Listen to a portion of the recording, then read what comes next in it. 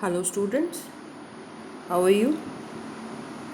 I hope you are able to understand the chapters through this teaching. Today we are going to start with the second chapter of Flamingo titled Lost Spring Stories of Stolen Childhood. Can you tell me what do you understand by the title of this chapter, that is Lost Spring? Lost Spring? You know, spring season where the flowers they bloom, the nature is in its full glory. So the title says that lost spring. So here it means that the spring is lost, and spring here means, as I told you, that blooming season of blooming. So here the children also, they have lost their childhood is stolen, and they are forced to take up any work or do labor very early in their life. Basically, the writer here, that is Ennis Jung, she analyzes the grinding poverty and traditions which condemn these children to a life of exploitation. And these children are denied the opportunity of schooling and forced into child labor. Now, about Annie's Jung, she was born in Rourkela and spent her childhood and adolescence in Hyderabad. She received her education in Hyderabad and in the United States of America. Her parents were both writers. Annie's Jung began her career as a writer in India. She has been an editor and columnist for major newspapers in India and abroad and has authored several books. The following is an excerpt from her book titled Lost Spring Stories of Stolen Childhood. Here she analyzes the grinding poverty and traditions which condemns these children to a life of exploitation. And here she has talked about two different stories, and we are going to read the first one. The story one is Sometimes I Find a Rupee in the Garbage. Why do you do this? I ask Sahib, whom I encounter, means face to face, every morning scrounging. What is scrounging? Searching for. So, scrounging, looking for gold in the garbage dumps. Dumps means heap of garbage of my neighborhood. Sahib left his home long ago, set amidst means in the middle of the green fields of Dhaka. His home is not even a distant memory. Memory means recollection. There were many storms that swept away their fields and homes. His mother tells him that's why they left looking for gold in the big city where he now lives. So, our writer Annie Jung, she sees a young ragpicker boy every day who visits the garbage dump near her house, and he looks for gold in it. Writer says that he looks for gold, and it is ironical over here because the garbage dump is full of useless thrown away things, but still he shuffles it so minutely as if he is going to find something precious as gold from it. The name of the boy is Sahib, and his home in Dhaka. It was in the middle of lush green fields. They had left it many years ago, and he doesn't remember it anymore. His mother had told him that there were many storms which destroyed their homes and fields, so they left home and shifted to the cities in search of gold. The writer again here says that looking for gold in the big city, and I let me tell you that gold, it refers to something precious which was not available in their hometown.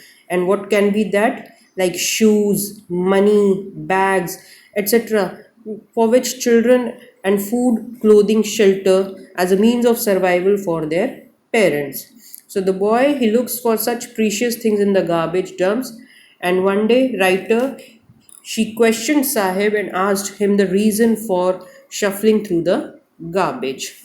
And what he said, I have nothing else to do, he mutters. Mutters means speak silently. Just a minute.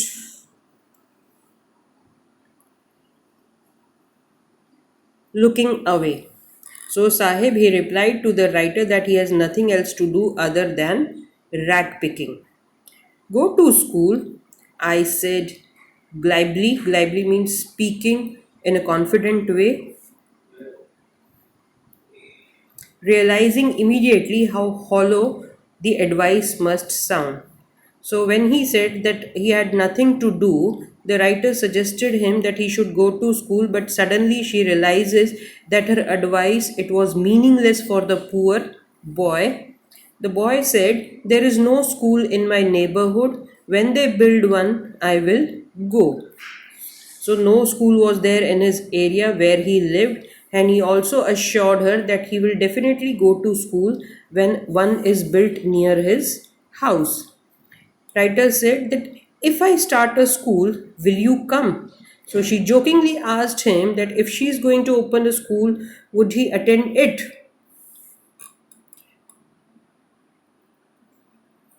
Let's move to the next page.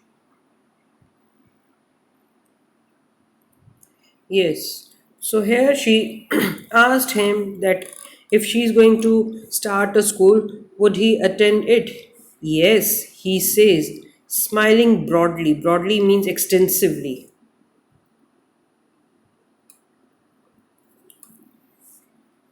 A few days later, I see him running up to me. Is your school ready?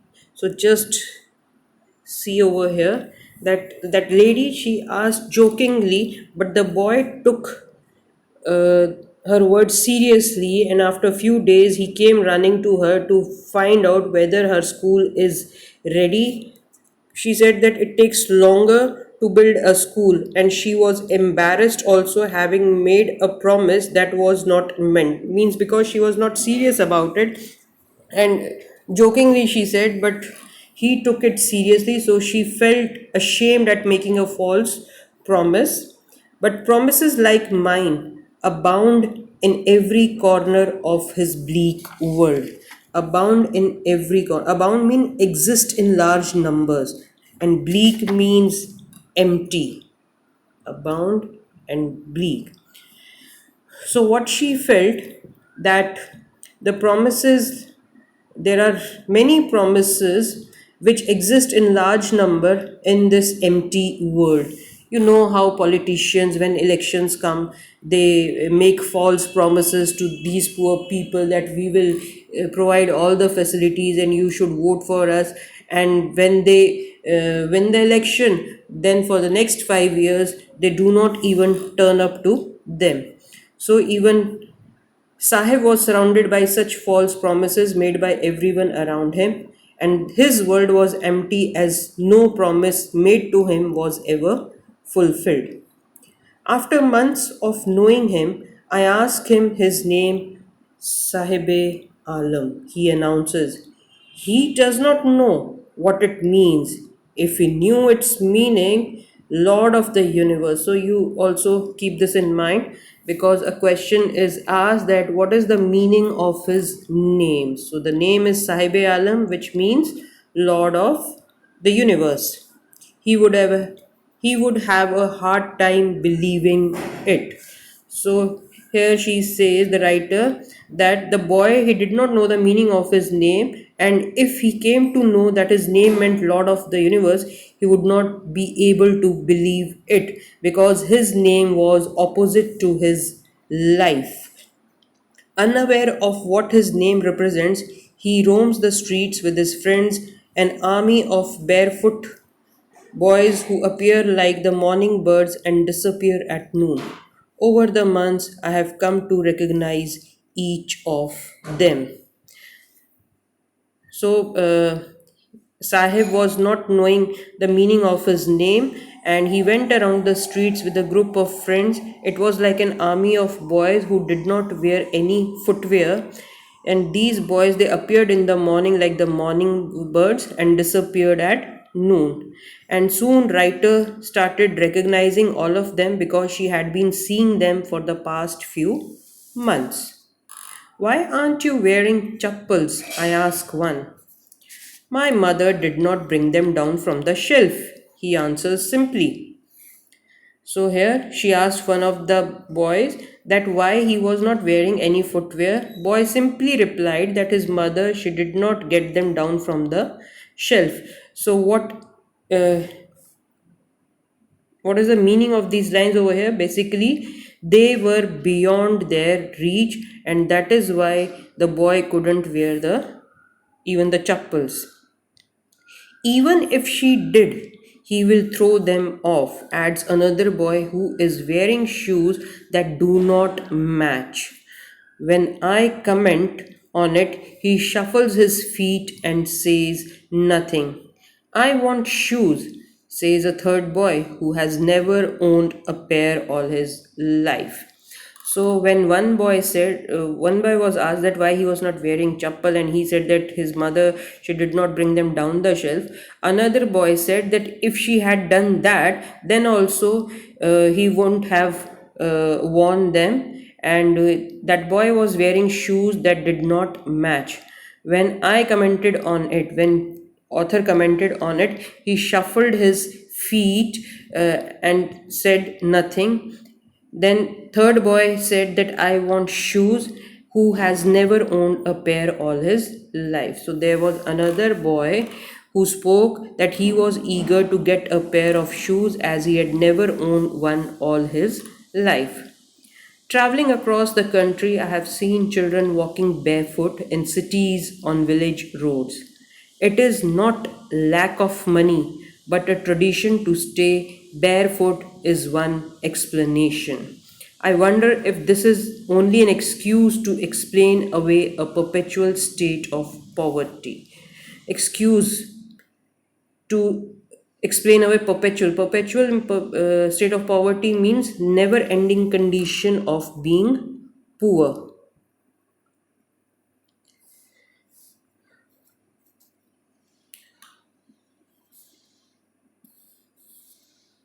So, writer over here says that she traveled across the country and saw many children walking barefoot in the cities, even in the villages.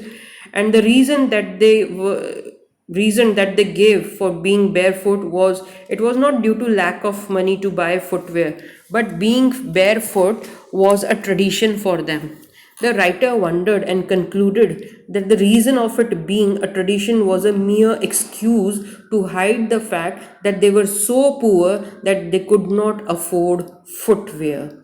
So the children, they were just uh, giving this excuse that it was their tradition to remain barefoot, but the reason behind was that it was a perpetual state of poverty that did not uh, allow them to have footwears. I remember a story a man from Udipi once told. As a young boy, he would go to school past an old temple where his father was a priest. So here, uh, writer narrates a story that is told to her by a man from Udipi. Udipi is a town in Karnataka.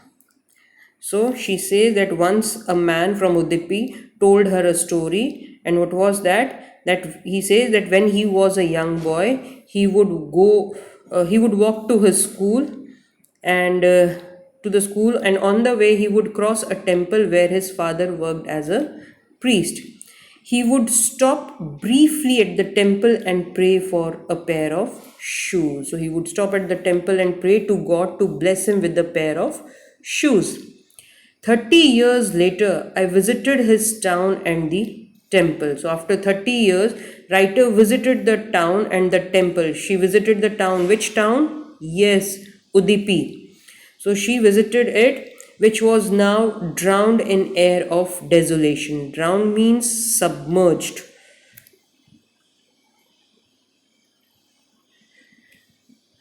In an air of desolation. Desolation means the state of being empty. So when she visited that place, the place was nearly empty.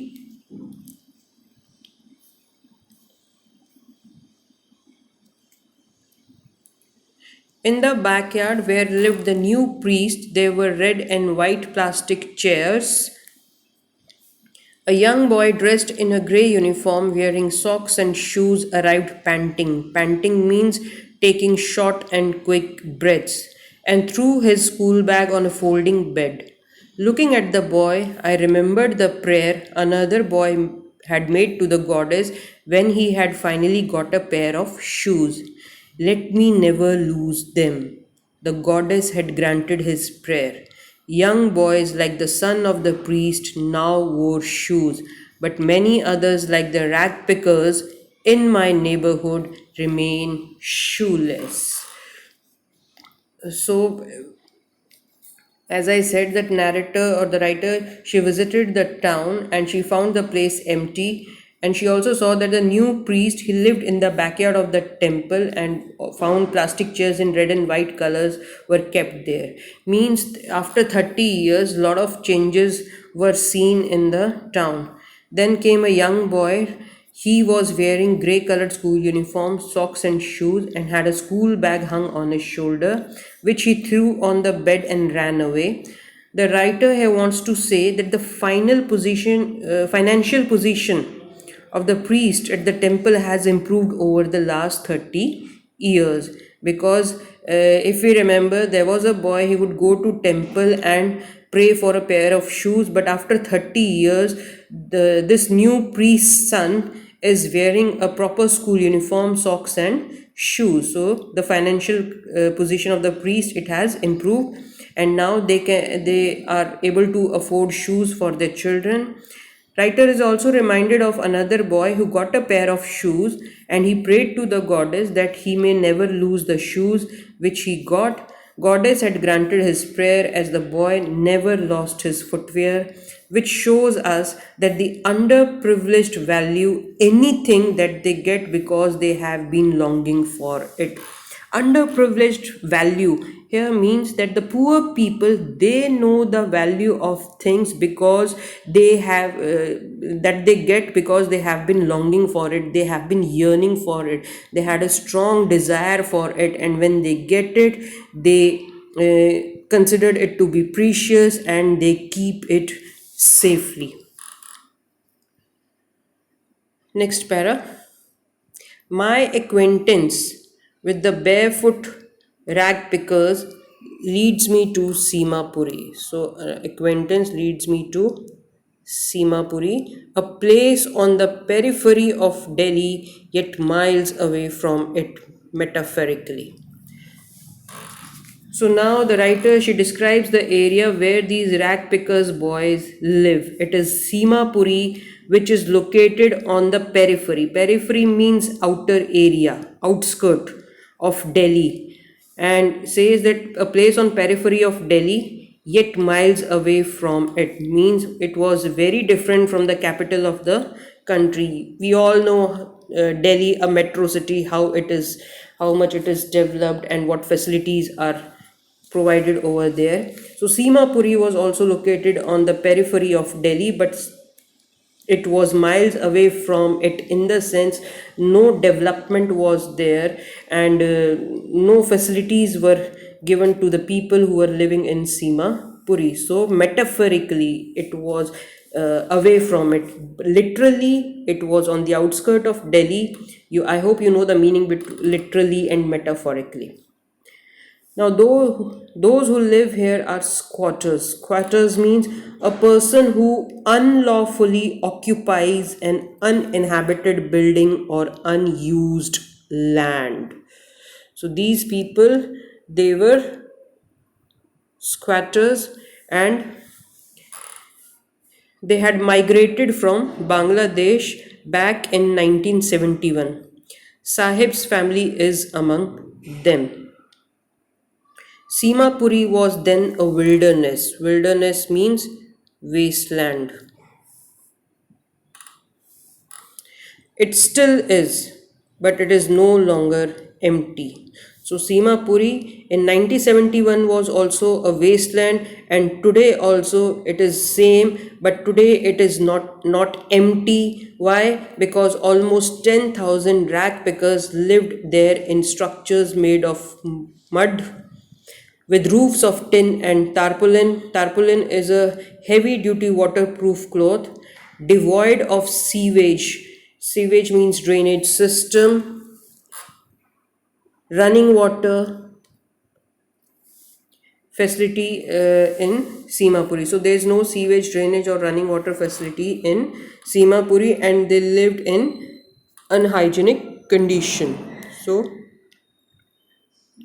this paragraph is very important to tell us how these rag pickers they were living in Seema Puri, what kind of a life they were having over there, what facilities they were being provided over there. They have lived here for more than 30 years without an identity. So these rag pickers they had been living illegally. Without identity means illegally for 30 years without permits but with ration cards that get their names on voters list and enable them to buy grain. So these people they have occupied the area without government permission, and but the ration card was provided to them, and voter id cards also the politician of the area they have provided them, so they can get grocery for their family through these ration cards. And why they were given these why their name were registered in the voters list? Because in return they cast their votes in favor of the politician who had helped them. So that is why they were given ration cards and also their names listed in voters list, which enabled them to buy grain but also to cast vote in favor of the politicians who had helped them. Food is more important for survival than an identity. This line is important. Food is more important for survival. For survival means for life than an identity. Then identity means recognition. So it is, I mean, these for these people, what is more important? Of course, food, which is very important for their life, and they do not yearn for recognition, for identity. If at the end of the day we can feed our families and go to bed without an aching stomach, we would rather live here than in the fields that gave us no grain. So, I mean, what these people think, they think that if they were able to satisfy the hunger of their families and sleep well at night, means without an aching stomach, means without food in their stomach, uh, I mean with food in their stomach, then they were happier to live in Seema Puri than their fields in Dhaka, which were ruined and gave them no food.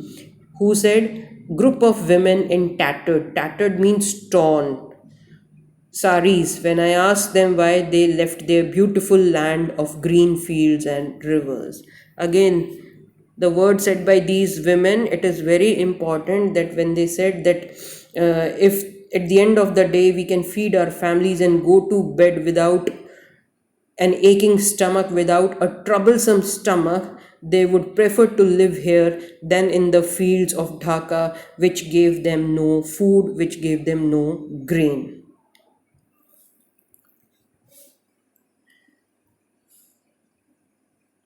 Whenever they find food Wherever they find food, they pitch their tents means set up their tents.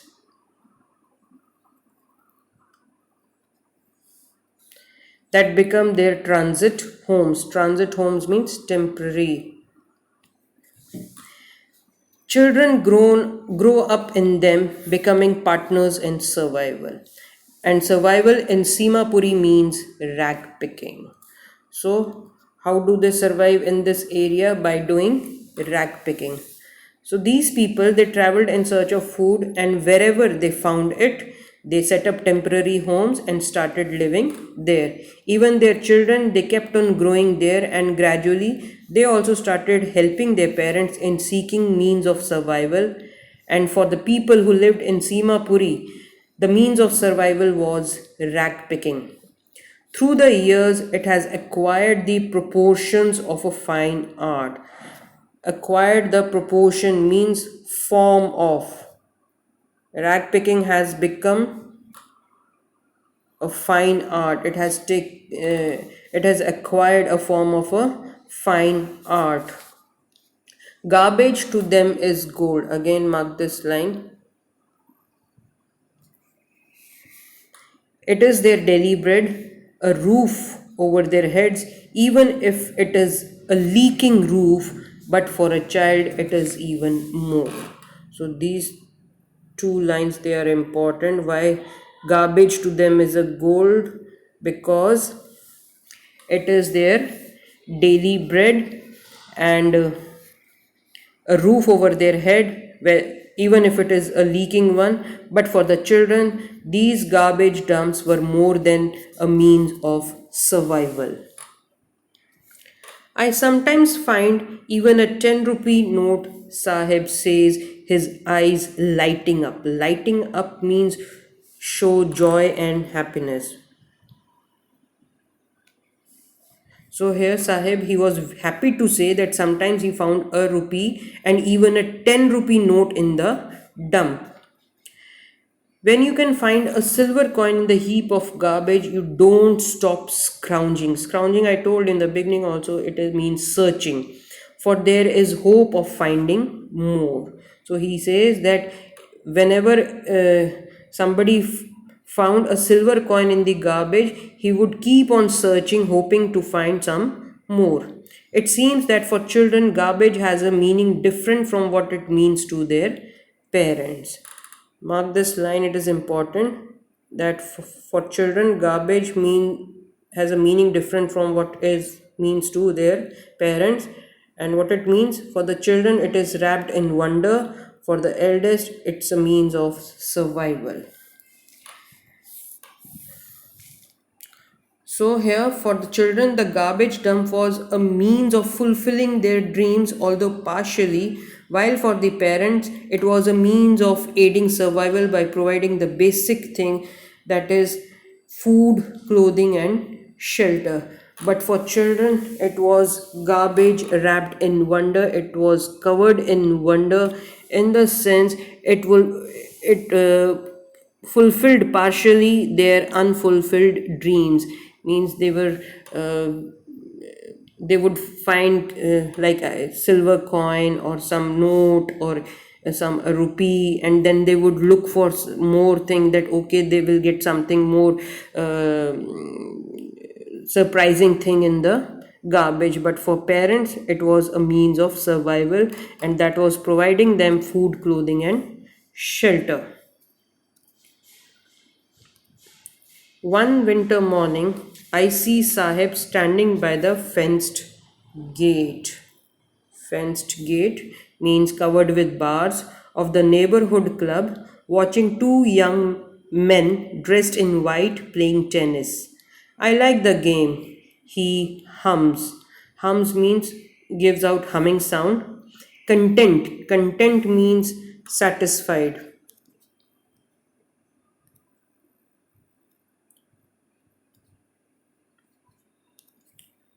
To watch it standing behind the fence.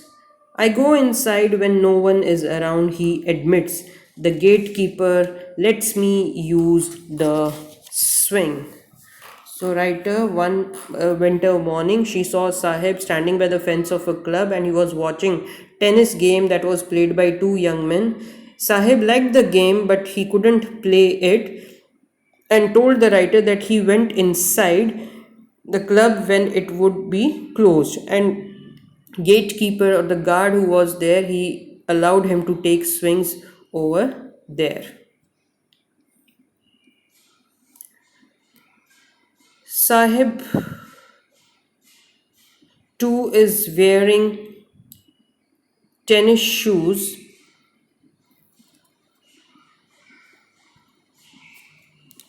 that look strange over his discolored shirt and shorts. Discolored means faded. Just a minute.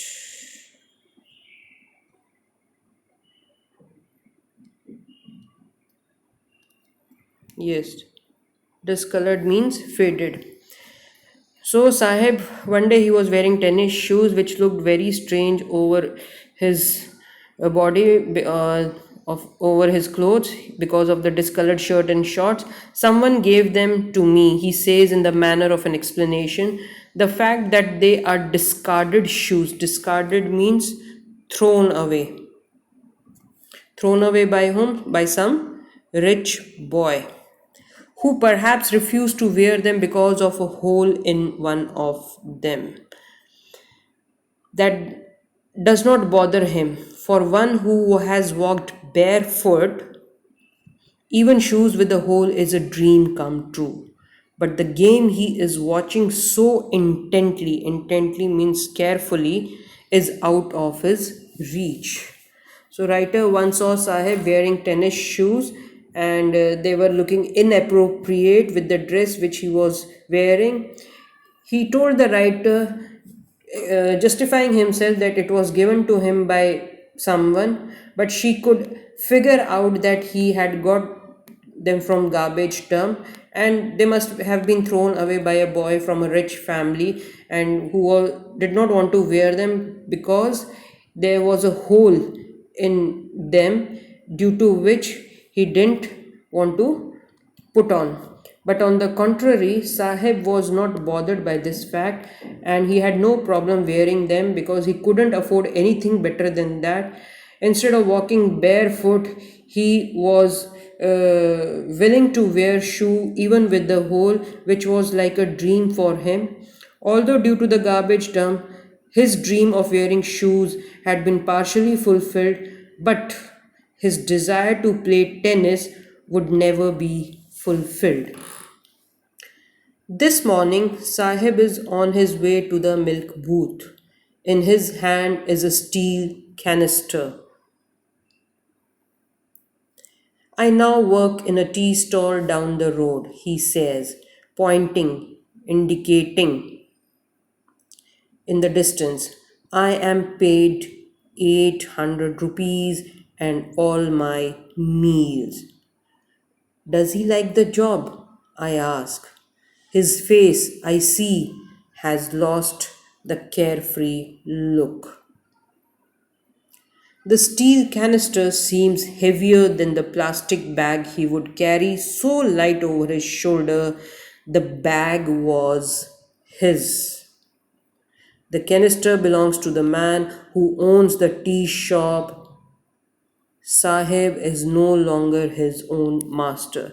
Very important line of the story and always asked in the exam. So one morning when writer she met Sahib who was on his way to milk booth and was holding a steel canister, he told writer that he had got a job at a nearby tea stall and there he is getting 800 rupees a month plus all meals. Writer asked him if he liked the job because she could see that he had lost that carefree look, that freedom which was visible on his face, the happiness that was there, no burden, no tension. He has lost that look on his face. And now Sahib, he was working for someone else and was carrying his master's container. He was burdened with responsibility now, because he had the responsibility of carrying that canister and also to work properly because he was working under somebody else. And earlier he was a rag picker and over there he was master of his own and he carried his own bag on his shoulder and not working under anybody, but now he was no longer his own master. And I question says whether he was happy or not after taking up job in a tea stall. So I would say that he was not happy because he lost his freedom, he lost his carefree look, he was working under somebody, he was no longer his own master. So, with this, I stop here and I'll continue with the next story in the next lecture. I want you to revise this, and if you find any word, any sentence that is not understood, please ask me in the group. Though I had given this chapter before to complete it, so I have given also question answers also, and I hope that you have completed them and went through the chapter also. But now, since I have given explanation of each and every word, so please go through it once again and ask your queries. Okay, thank you. Have a nice day.